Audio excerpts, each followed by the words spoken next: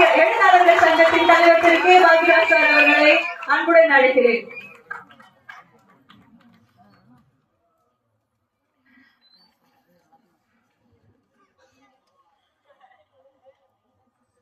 மரியாதைக்குரிய ரொம்ப மரியாதைக்குரிய ரொம்ப ரொம்ப ரொம்ப மரியாதைக்குரிய யாரு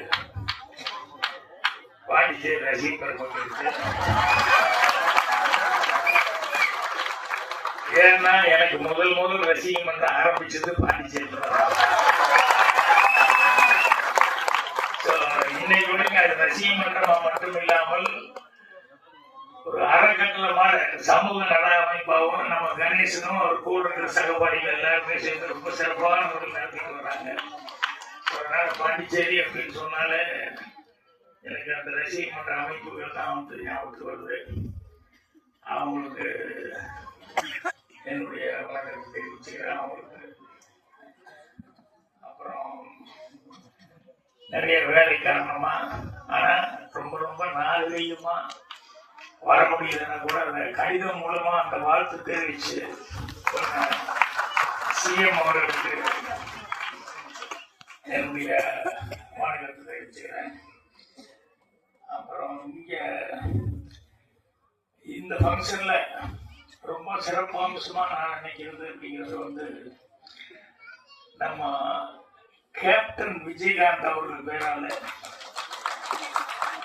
எல்லாருக்கும் அவார்டு கொடுத்ததுக்காக யார் இந்த அரேஞ்ச்மெண்ட் பண்ணாங்க இல்லை, ரொம்ப சிறப்பான முறையில் பண்ணியிருக்காங்க. அவரை பொறுத்த வரைக்கும் உண்மையே நான் டைட்டில் சொக்கர் தங்கோட வைக்கும் போது சில பேர் என்னங்க உங்க படத்துக்கு சொக்கர் தங்கோட பேர் வைக்கிறீங்க, உண்மையிலேயே ஒரு சொக்கர் தங்கம் தான்ப்பா, அதனாலதான் அந்த பேர் வைக்கிறேன். என்னன்னா என் வீட்டு வழியா அப்பப்போ நான் வெளியே வரும்போதெல்லாம் பார்ப்பேன், எங்கிட்டையும் வந்து உதவியா வந்து நிற்பாங்க. அந்த மாதிரி வர்றவங்களை பார்க்கும்போது இந்த 3 சக்கர வண்டி அது மாறி மாறி வந்துட்டு இருப்பாங்க. அதுல வந்து பார்த்தா அன்பளிப்பு உபயம் உதவியவர் அப்படின்னு சொல்லி போட்டு கேப்டன் விஜயகாந்த் சொல்லி அந்த அவங்களுக்காக உதவி பண்ணதுக்காக இந்த 3 சக்கர வண்டி நிறைய வண்டிகள் அந்த வீட்டுக்கிட்ட வரும்போது நான் பார்க்கலாம். ஸோ அந்த அளவுக்கு அவர் பண்ணிட்டு இருந்தாரு. உண்மையிலேயே அவர் சொக்கத்தாங்கன்னா அவர் பேரான கொடுத்தது அப்படிங்கிறது ரொம்ப சந்தோஷமா இருக்கு. அப்புறம் இந்த யுவர் பேக் எக்ஸ்பிரஷன் மனிதம் அதுல வந்து இந்த ஜாலி ஹோம் வச்சுக்காங்க. இது ஜாலி ஹோம் இல்ல ஹோலி ஹோம் வைக்கிறது கரெக்டா இருக்கும். ஏன்னா ஜாலி ஹோம்ங்கிறது விளையாடுத்தனமா இருக்கிற மாதிரி இருக்கு. ஆனா நீங்க செய்யறது விளையாடுத்தனமா இல்லை, ரொம்ப சிறப்பான முறையில செஞ்சுட்டு இருக்கிறீங்க. அதனால ஹோலி ஹோமா இருக்கிறது ரொம்ப நல்லா இருக்கும். ஸோ விழா நாயகர்கள் இவங்க எல்லாத்தையும் வாழ்த்துறதுக்கு இவங்க எல்லாத்துக்குமே வந்து பெரிய அஸ்திவாரமா டைரக்டர் புரோனோ கிருஷ்ணராஜ், அப்புறம் நம்மாடு ஸ்ரீகர் தேவா, அவங்க இன்னும் நடிகர்கள் இவங்க எல்லாருடைய அடித்தளம் எல்லாத்துக்குமே அடித்தளமா இருக்கிறது, எல்லாத்துக்குமே பேக் போனா இருக்கிறது பத்திரிகை நண்பர்களும் டிவி ஊடக நண்பர்கள். ஏன்னா அவங்கள வச்சுதான் நாங்கெல்லாம் இங்கே வருவோம். அவங்க ஆரம்பத்துல இருந்து அவங்க கொடுக்குற ஸோ இந்த படத்துக்கு கண்டிப்பா அவங்க எல்லாம் வந்து நிறைய பேர் வந்திருக்காங்க. அவங்க எல்லாருக்கும் அவங்களுடைய ஆதரவை கொடுக்கணும்னா அவங்களுக்கு என்னுடைய பணிவான வணக்கத்தை தெரிவிச்சுக்கிறாங்க. அப்படி இங்கே பொதுவாக எங்க ஊர்லயே எங்க ஊர்ல சென்னையில அடிக்கடி ஃபங்க்ஷன் பண்ணோம்னா அங்கேயே ஒரு 9 மணி ஆகும்போதே ஒரு சின்ன அப்படி நெளிய ஆரம்பிச்சுவாங்க. லேட் ஆகி போச்சு, 9 ஆச்சு, 9 ஆகி போச்சு அப்படிங்கிறது. நான் பாண்டிச்சேரியில வந்து அந்த மாதிரி 9 மணி வர வரைக்கும் விட்டுருந்தேன். நானும் என்னை விட்டுருவாங்க, என்னை காப்பாத்திருக்க மாட்டா. ஒன்றும் வந்து அவர் பேசுவார், இவர் பேசுவார், அவருக்கு மரியாதை என்ன. ஆனா சந்தோஷமா இருந்தது என்னன்னா இங்க அந்த நன்றிங்கிறதுக்கு பாருங்க, அது மறக்காம எல்லாத்துக்கும் செஞ்சிருக்காங்க. ரொம்ப சந்தோஷமா இருந்தது. புரோனோ அவர்கள் வந்து பேசும்போது டைரக்டர் அவருக்கு அந்த உரை எவி அப்படின்னு சொல்லி அன்றைய நாட்கள் பற்றி கூட பேசினார் நண்பர். அவரை முதல்ல அவர் ஒரு 2 வார்த்தை எனக்கு ஆரம்ப காலத்துல உதவி இருந்தவர் அப்படின்னு சொல்லி அவரை பார்க்கணும். ஸோ அந்த மாதிரி அந்த நன்றி மறக்காம நம்ம வர்றதுக்கு யாரெல்லாம் காரணம் அப்படி இருந்தாங்க அப்படின்னு சொல்லிட்டு அவங்களெல்லாம் நினைச்சு பார்த்தா அவங்க எல்லாத்துக்கும் நன்றி சொல்லப்படுங்கிறது ரொம்ப சந்தோஷமா இருக்கு. அதே மாதிரி நான் பாண்டிச்சேரி வரப்போறேன் அப்படின்னு சொல்லி சொன்ன உடனே சாதாரணமாக கணேசன் பேசினேன். இந்த தீமை யாரும் இல்லை, எனக்கு இங்க இருக்கிற பிரசாத் தெரியும் நல்லா, அவருக்கும் தண்டமணி இவங்க தான் வந்தாங்க. ஸோ அவங்க நம்பிதான் நான் வரேன் அந்த மாதிரி அப்படின்னு சொல்லி சொன்னோடனே அவங்க ஒரு வார்த்தை சொன்னாங்க. அந்த தண்டமணி குருனும் கிருஷ்ணராஜ் அது நான் எப்பவுமே மீட்டிங்ல அடிக்கடி சொல்லுவேன். என்னன்னா, எந்த பூ வாசமா இருந்தாலும் காற்று எந்த திசையில வீசுதோ அந்த திசையில தான் பயணிக்கும், எந்த பூ வாசமா இருந்தாலும். ஆனா ஒரே ஒரு பூ வாசம் மட்டும் காற்றை எதிர்த்து அந்த திசையில மட்டும் இல்ல, 4 திசையிலுமே 4 பக்கமுமே காற்றை எதிர்த்து கூட அந்த மனம் பரப்பக்கூடிய ஒரே ஒரு பூ இருக்குன்னா அது ஒரு மனிதனுடைய நட்பண்பு அப்படின்னு சொல்லி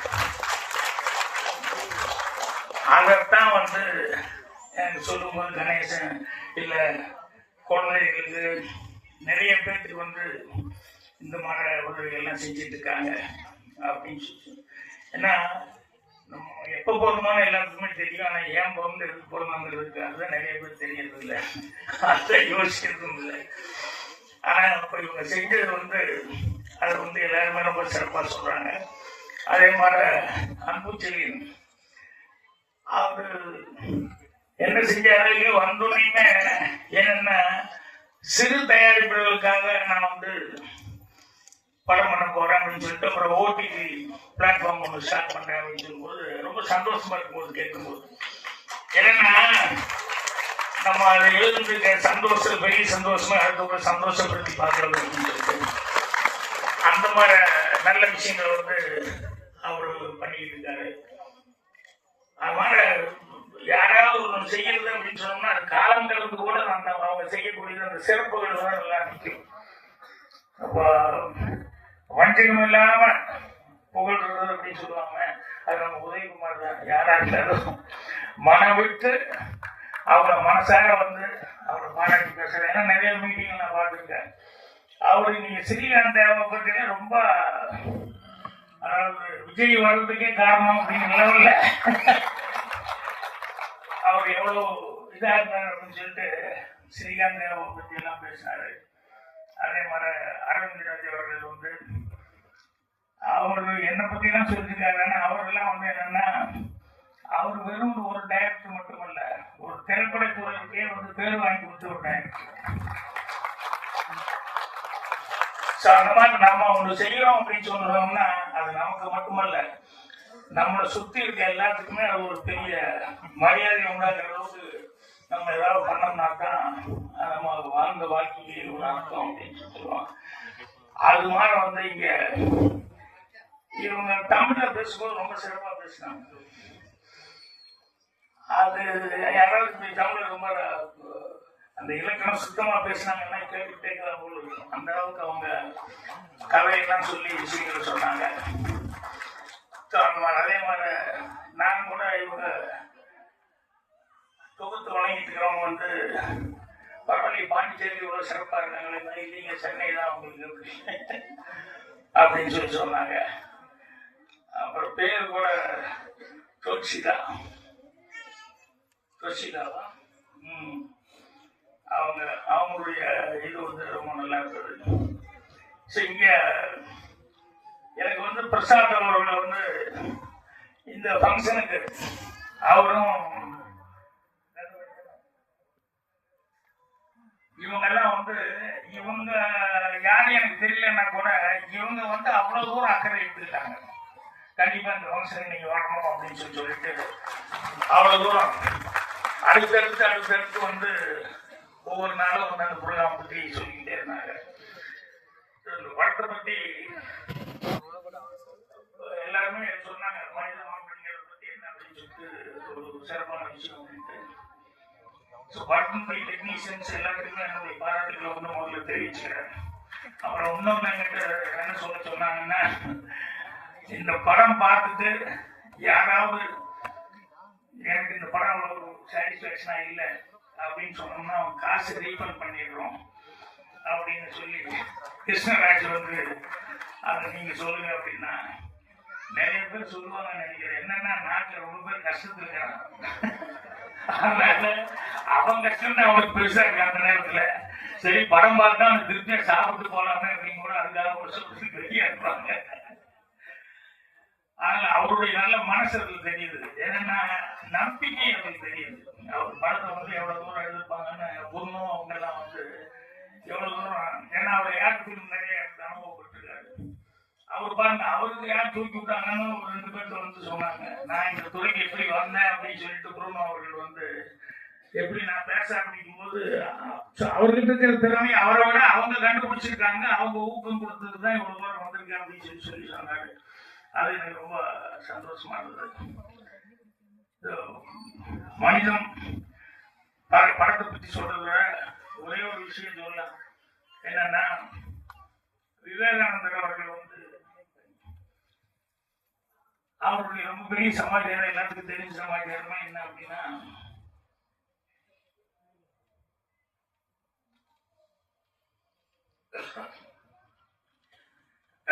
எல்லாருக்கும் தெரிஞ்சது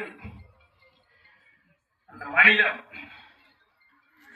பிரதர்ஸ் அண்ட் சிஸ்டர்ஸ் அப்படின்னு சொல்லி ஆரம்பிச்சாருன்னு சொல்லுவாங்க. ஸ்ரீகுமார் எல்லாரும் லேடிஸ் பண்ணும்போது அவரை பத்தி எனக்கு ஒரு டாக்குமெண்ட்ரி வந்து நான் ஸ்கூல்ல படிக்கும் போது காமிச்சாங்க. அதுல என்னன்னா ஒரு ராமகிருஷ்ண பரமஹம்சர்கிட்ட வந்து ரொம்ப பிரியமா இருப்பாரு, அவரு இவரு மேல ரொம்ப பிரியமா இருப்பாரு. ஆனா எப்ப சண்டை போட்டுட்டே இருப்பாரு. என்ன அப்படின்னா, நீ சாமி இருக்குன்னு சொல்லிருக்க, சாமி அது காமி வழி நான் ஒத்துக்க மாட்டேன் அப்படிம்பாரு. அவர்கிட்ட நல்லா ஒபீடியண்டா இருப்பாரு, அவர்கிட்ட ரொம்ப பாசமா இருப்பாரு, அவருக்கு ரொம்ப பிரியமா இருப்பாரு. ஆனா விவேகானந்தர் திருப்பி இதே கேட்டுருப்பாரு, எனக்கு சாமி நீ காமி, அது வரையும் நான் ஒத்துக்க மாட்டேன். சரிடா நிறைய நான் காமிக்கிறாங்க அப்படின்னு ஒரு கடைசியில பினிஷிங்ல வந்து அவர் வந்து ஒரு ஹட்டுக்குள்ள கூப்பிட்டு போறாரு அப்படிங்கிற மாதிரி சொல்லி ஒரு சஜஷனா அவர் கூட்டு போய் காமிச்சாரு அப்படிங்கிற மாதிரி நான் பார்த்த டாக்குமெண்ட்ல அப்படி முடிச்சிருப்பாங்க. அதுக்கப்புறம் பின்னாடி ராமகிருஷ்ணன் அவங்க பரமஹம்சர் அவங்க சங்கத்தை அந்த அமைப்பு சேர்ந்தவங்க வந்து ஒரு படம் பண்ணாங்க. அதுல வந்து என்னன்னா அவரை கூப்பிட்டு போய் தலையில கை வச்சு அவருக்கு அந்த உணர்வு வந்து சாமி என்ன அந்த உணர்வு அப்படிங்கிற மாதிரி சொல்லி காமிச்சாரு மாதிரி அந்த படம்.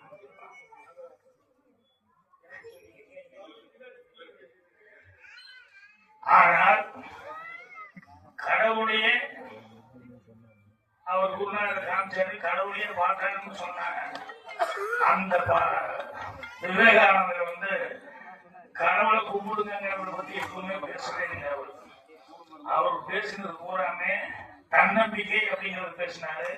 அதே மாதிரி வந்து மனித நேயம் அப்படிங்கிறது அவருடைய எந்த ஸ்பீச் இருந்தாலும் நீங்க பாத்தீங்கன்னு சொன்னோம்னா அந்த தன்னம்பிக்கை அப்படிங்கிறது முக்கியமா இருக்கும், மனித நேயம் அப்படிங்கிறது முக்கியமா இருக்கும்.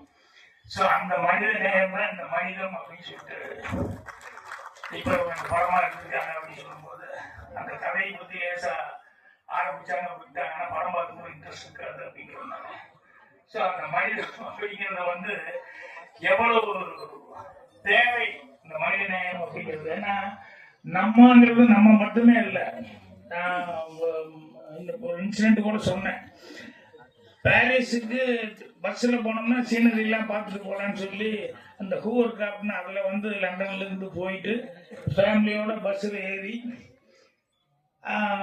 அப்படியே அந்த சீனரி எல்லாம் பார்த்துட்டு போகலான்னு பஸ் ஏறினா புறப்படும் போது கடைசி நேரத்துல ஒரு அம்மா ஓடி வந்து ஏறுறாங்க. கண்டக்டர் கதவு சாத்துறாரு, வந்து ஒரு அம்மா ஏறுறாங்க.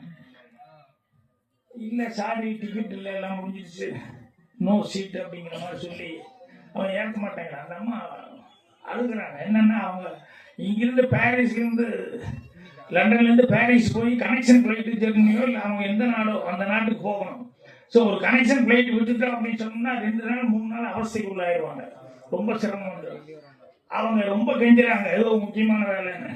இவன் கண்டக்டர் அவன் தொழில் எனக்கு வேலை போயிடும், நான் சீட் இல்லாமல் நான் யாரையும் உட்கார வைக்கவே முடியாது, சீட் இல்லை, சீட் இல்லாமல் நீங்கள் எப்படி கீழே உட்காந்துருந்தாங்க, நான் நம்ம உட்காந்துட்டு வர்றேங்கிறது நின்றுட்டு வர்றேங்கிறது என்ன வந்தாலும் சீட் இல்லாமல் முடியவே முடியாதுன்னு எல்லாரும் வேடிக்கை பார்த்துருக்கா. நம்ம அழுகுது, கண்ணு அப்படியே கலங்கிடுச்சு.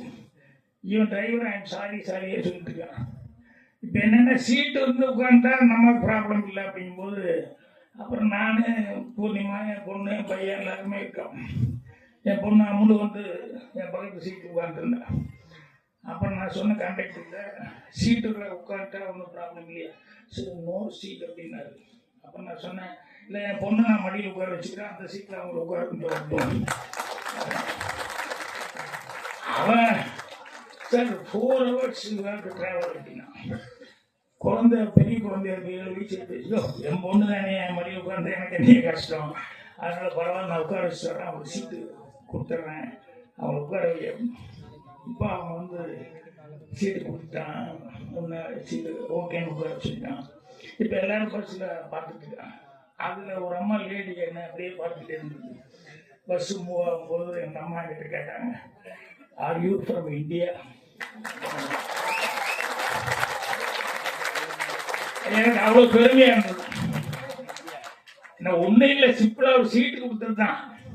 ஆனால் ஆர் ஃப்ரம் இந்தியான்னு நம்ம நாட்டுக்கே பேர் வாங்கி கொடுக்குற அளவுக்கு இந்த விஷயம் இருக்கா அப்படின்னு நினைக்கும் போது அப்பதான் சொன்னேன், நம்ம ஒருத்தங்கிறது நம்ம ஒருத்தன் இல்லை, நம்ம ஒரு சமூகம், யாருமே தனி மனிதன் கிடையாது. ஸோ நம்மளுடைய ஒவ்வொரு நடவடிக்கையுமே வந்து ஒரு சமூகத்தினுடைய நடவடிக்கை. நம்ம தமிழ்நாட்டுக்காரங்கிறதோ இந்தியன்கிறது எல்லாத்துக்குமே ஒரு பெருமைக்குரிய ஒரு சமாச்சாரம் அப்படின்னு சொல்லுவோம். ஸோ இன்னைக்கு பாண்டிச்சேரியில் ஏன் இங்கே வைக்கிறாங்க ஃபங்க்ஷன் அப்படின்னு சொல்லும்போது, இல்லை எல்லாருமே பாண்டிச்சேரி சேர்ந்தவங்க அப்படின்னு சொல்லி பிரசாத், அதனால தான் இங்கே வைக்கலாம்னு சொல்லி டிசைட் பண்ணியிருக்கோம் அப்படின்னாங்க. அதுக்கப்புறம் உள்ளடக்கம் கேட்கும்போது தான் இந்த மனிதம் அப்படிங்கிறதுடைய மெயின் இது வந்து வந்தது. ஸோ சினிமா கமர்ஷியலாக எடுக்கிறது அப்படிங்கிறது எல்லாத்துக்குமே அதுதான் தோணும்.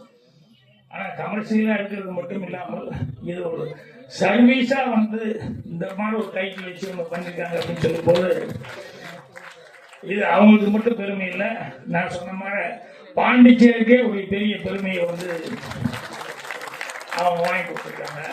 ஸோ அதில் ப்ரூனோவும் கிருஷ்ணராஜ் இவங்களை வந்து பாராட்டலாம். அவங்களுக்கு வந்து பேக்ரவுண்டில் எத்தனை பேர் ஹெல்ப் பண்ணியிருக்காங்க அப்படிங்கிறது இப்போ இந்த ஃபங்க்ஷனில் தான் நமக்கு தெரியுது. இவ்வளோ பேரில் ஆத்மார்த்தமாக அவங்க 2 பேரும் நல்லா வரணும் அப்படிங்கிறதுக்காக எவ்வளோ ஹெல்ப் பண்ணியிருக்காங்க அப்படின்னு சொல்லிட்டு. ஸோ அதை நினைக்கும் போது ரொம்ப அந்த ஹெல்பிங் டெண்டன்சி அப்படிங்கிறதுக்கு அதுக்காகவே பாண்டிச்சேரிக்கு ரசிகர்களுக்கு வந்து மீண்டும் ஒரு முறை என்னுடைய வாழ்த்துக்களை தெரிவிச்சுக்கிறேன். எல்லாருமே பிரசாத்லேருந்து அவன் இந்த நம்மால் ஒருத்தருக்கான்னு நிறைய பிஆர்ஓ என்ன கேட்டால் என்கிட்ட ஒரு சின்ன அப்ரண்டிஸ் மாதிரி தான் பையில வந்து சேர்ந்தாப்புல. அவருடைய சொந்த வளர்ச்சி அவ்வளோ டைலாக் பர்சனால ரூம் போட்டு யோசிப்பேன். ஆனால் டிகிரிலாம் இருக்கானே ஸ்பாட்லேயே அடிப்பாப்புல, அவ்வளோ டைலாக் வரும். ஸோ இவங்க எல்லாருமே வந்து என்னன்னா ஒரு ஒரு வேலையை எடுத்துக்கிட்டாங்கன்னு சொன்னோம்னா அது வேலையாக மட்டும் எடுத்துக்கிறது இல்லை, இந்த பொறுப்பு எடுத்துக்கிட்டான்னு சொன்னால் அந்த பொறுப்பை வந்து நல்லபடியாக சிறப்பாக செய்யணுங்க அப்படின்னு சொல்லிட்டு அவ்வளோ தூரம் வந்து சிறப்பாக செஞ்சுட்டு இருக்காங்க. அப்பேற்பட்ட ஒரு பெரிய டீம், நல்ல டீம் வந்து இங்கே ஃபார்ம் ஆயிருக்கு இந்த படத்தில், மனிதன் படத்தில். ஸோ இந்த மனிதன் வெற்றி பெறுது அப்படின்னு சொல்லும்போது கண்டிப்பாக ப்ரூனோ, அடுத்து கிருஷ்ணராஜ் எல்லாருமே வந்து வேலை பார்த்த டெக்னீஷியன் எல்லாத்துக்குமே ஒரு பெரிய லைஃப். அவங்க எல்லாருமே வந்து அடுத்தடுத்து நல்ல படங்கள் வந்து செய்யறதுக்கான ஒரு வாய்ப்பு இருக்கு. அதுக்கு வந்து ஏன்னா ஏதோ பாண்டிச்சேரிக்கு ஒரு மாமூலாக ஒரு ஆடியோ ரிலீஸ் வர்ற மாதிரி இருக்கு அப்படின்னு சொல்லி வந்தேன். ஆனால் இங்கே வந்ததுக்கப்புறம் வந்து பார்த்தா அவங்களுடைய கொள்கைகளே வேற மாதிரி இருக்கு. இந்த அளவுக்கு அவங்க ஆத்மார்த்தமாக ஒரு சினிமா மட்டும் செய்யாமல் அந்த சினிமாவில் வந்து இவ்வளோ ஈடுபாட்டோட அதை வந்து ஒரு கரெக்டான காரண காரியத்தோட அந்த ஒரு குழந்தைகளுக்காக இப்போ இந்த படத்தில் வந்து வரக்கூடியது எல்லாமே வந்து குழந்தைங்க நல்லதுக்காகவே அவங்க பண்ணுறோம் அப்படின்னு சொல்லி அவங்க அவ்வளோ தூரம் வந்து செய்கிறாங்க அப்படின்னு சொல்லும்போது அதுக்கு தான் நான் சொன்னேன், இது வந்து ஜாலி ஹோம் இல்லை, ஹோலி ஹோம் வைங்க, அதுதான் மரியாதையாக இருக்கும் அப்படின்னு சொல்லி சொன்னேன். ஸோ அந்த ஹோலி ஹோம் உள்பட எல்லாத்துக்குமே நான் வந்து என்னுடைய மனமார்ந்த வாழ்த்துக்கள் தெரிவிச்சுக்கிறேன். அதே மாதிரி இவ்வளவு நேரம் இங்க வந்து இவங்களுக்கு வந்து ஆதரவு வந்த ரசிகர்களுக்கும் ரசிக பெருமக்கள் எல்லாத்துக்கும் மீண்டும் காலம் கடந்தோடு இங்கே இவ்வளவு தூரம் உட்கார்ந்துக்கிட்டு எல்லாரும் பொறுமையாக எல்லாத்தையும் வாழ்த்துட்டு வந்ததுனால உங்களுக்கு என்னுடைய மனமார்ந்த நன்றி தெரிவிக்கிறேன். நன்றி.